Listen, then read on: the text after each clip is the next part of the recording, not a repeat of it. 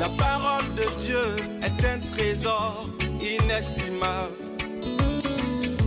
Ne laisse pas ta Bible fermée. Oh non, non. Lis-la, médite-la, nourris-toi. Lis-la, médite-la, nourris-toi. Bonjour. En lisant le chapitre 15 de l'Évangile de Jean, je suis toujours émerveillé de constater que le Seigneur ne nous veut pas simplement comme ses disciples, ou même comme ses amis, mais comme ses fils et ses filles. Et c'est d'abord parce que c'est la volonté de Dieu pour nous et avec nous de vivre en communion avec nous. Or, la bonne nouvelle, c'est que nous pouvons déjà vivre cette communion sur la terre dans une relation de confiance, une relation personnelle, où nous pouvons, tels que nous sommes, aimés par lui, vivre sous le regard bienveillant de Dieu. La lettre de Paul aux Éphésiens, en effet, au chapitre 1er, nous rappelle que le Père nous a choisis dès le commencement. Je le cite. Il nous a choisis dans le Christ avant la fondation du monde. Il nous a prédestinés à être pour lui des fils et des filles adoptifs par Jésus le Christ. Ainsi il a voulu sa bonté à la louange de gloire de sa grâce, la grâce qu'il nous donne dans le Fils bien-aimé. L'apôtre Paul expose ici le plan du salut de Dieu. Il nous montre comment toute la Trinité, Dieu lui-même, est engagé dans la réalisation de l'œuvre de création et de salut, et quelle place il nous y a préparée. Et voilà ainsi la finalité de notre vie spirituelle qui n'est ni plus ni moins de participer en tant que fils et filles adoptifs à la vie trinitaire du Seigneur. Et cela, comme le précise Paul, non seulement après notre mort dans l'au-delà, mais dès à présent. Ainsi, quand nous prions, nous ne sommes pas livrés à nous-mêmes, nous ne sommes pas seuls. Notre désir d'être en communion avec Dieu n'est pas isolé, puisque bien avant, il y a donc le désir du Père. Et c'est ni plus ni moins lui, encore une fois, le Dieu Père, Fils et Saint-Esprit, qui s'engage avec nous pour vivre ce temps d'intimité, pour partager sa vie avec chacun de nous.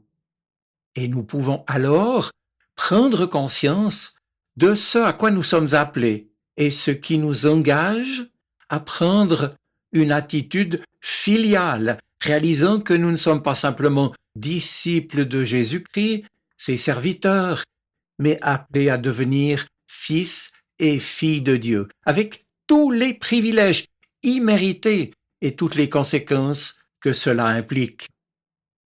Celui ou celle qui veut travailler pour le Seigneur, mais sans partager une relation personnelle avec lui, dans la prière notamment, se considère alors comme un simple serviteur, du fait qu'il ne connaît pas Dieu comme son Père, il ne le connaît que comme son Maître, voire, comme disait la fameuse parabole de Luc 19, comme un maître dur et exigeant. Or, écoutons Jésus nous dire en Jean chapitre 15, verset 15, « Je ne vous appelle plus serviteur, mais ami, car le serviteur ne sait pas ce que fait son maître, et tout ce que j'ai entendu du Père, je vous l'ai fait connaître. » Et pour bien montrer que ce n'est pas par notre mérite, Jésus continue au verset suivant, « Ce n'est pas vous qui m'avez choisi, c'est moi qui vous ai choisi, et je vous ai établi pour que vous portiez du fruit et du fruit qui demeure. » Prendre le temps de nous tenir devant Dieu dans la prière, être en dialogue avec lui. C'est ainsi prendre une attitude filiale, dans le sens où n'étant pas un esclave du Père, mais son fils ou sa fille, je partage son intimité. Ma valeur aux yeux du Père ne tient donc pas à ce que je fais pour lui, mais à sa grâce qui me constitue fils et fille par adoption. Ce serait donc bien regrettable que de refuser cette grâce divine et de vouloir rester en état de serviteur. Ce serait en somme prendre l'attitude du fils prodigue de la parabole de Luc 15 qui, revenant à la maison, voulait être traité comme un ouvrier. Mais on le sait, son père ne lui a même pas laissé terminer sa phrase. Refuser ce don de la grâce, en plus de notre infidélité à l'image du fils prodigue, ce serait y ajouter le mauvais esprit du fils aîné qui, lui, est resté en dehors de la fête.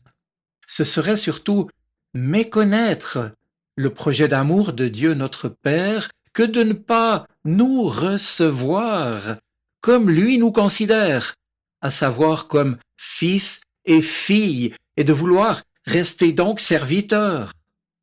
Et pour le dire autrement, si je ne prends pas le temps de la prière, du dialogue, de l'intimité, de la relation confiante et filiale, c'est en somme le désir même de Dieu notre Père qu'ainsi je refuse et nous en prive, et lui et moi. Il n'y a pas d'autre fondement plus profond pour vous encourager à la prière. C'est un privilège immérité que Dieu nous accorde d'être ses fils et ses filles. Et si Dieu notre Père nous attend dans la prière, c'est bien parce que nous sommes ses fils et ses filles. Ainsi, nous pouvons comprendre que la prière, par notre louange, notre adoration, notre reconnaissance et notre intercession également, manifeste la dignité de chaque chrétien. Et c'est pourquoi Jésus, s'adressant à Marthe et Marie, n'a pas hésité à qualifier de meilleure part le fait de s'asseoir en sa présence pour l'écouter et dialoguer avec lui. C'est donc avant tout accueillir le projet d'amour du Père pour nous. Et accueillir l'amour du Père, c'est mettre sa confiance dans son amour bienveillant pour chacun de nous. Et c'est au moyen de la confiance que nous pouvons entrer dans cette relation filiale, en vérité déjà donnée par Jésus-Christ, mort et ressuscité pour nous. Ainsi comme le dit la lettre aux Hébreux, c'est au chapitre 11, mettre sa foi en Dieu, c'est être sûr de ce qu'on espère, c'est être convaincu de la réalité de ce que l'on ne voit pas. Mais je reviens brièvement au chapitre 15 de l'évangile de Jean, qui nous montre là aussi que la vie, la vraie vie, nous est précisément donnée par la foi lorsque nous sommes attachés à Jésus, tel le cep au sarment de la vigne.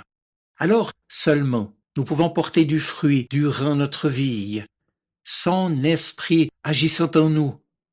Et Jésus lui-même nous le redit, « Hors de moi, sans moi, vous ne pouvez rien faire. » Toi qui m'écoutes en cet instant, si vraiment tu demeures en lui, c'est le verbe utilisé par le texte grec, c'est-à-dire attaché à lui, tes actes n'émanent plus de toi-même.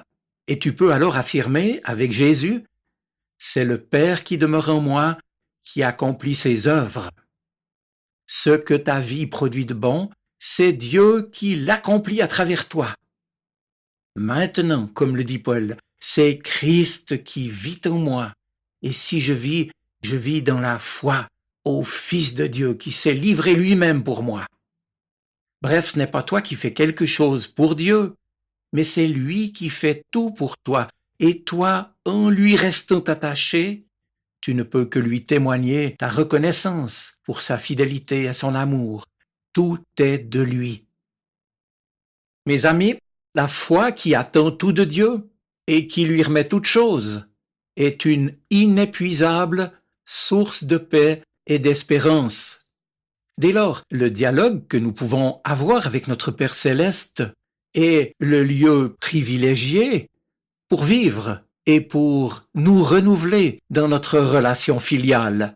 On peut même dire, telle sera ma conclusion, que la prière est bel et bien le lieu privilégié où nous nous exerçons littéralement à être fils et filles, en prenant le temps d'être tournés vers le Père, de le reconnaître comme Père, source de notre vie, pour recevoir sa parole comme notre nourriture, pour lui redire notre confiance, et cela dans un acte de profonde reconnaissance et d'adoration, et nous tenir ainsi dans l'espérance.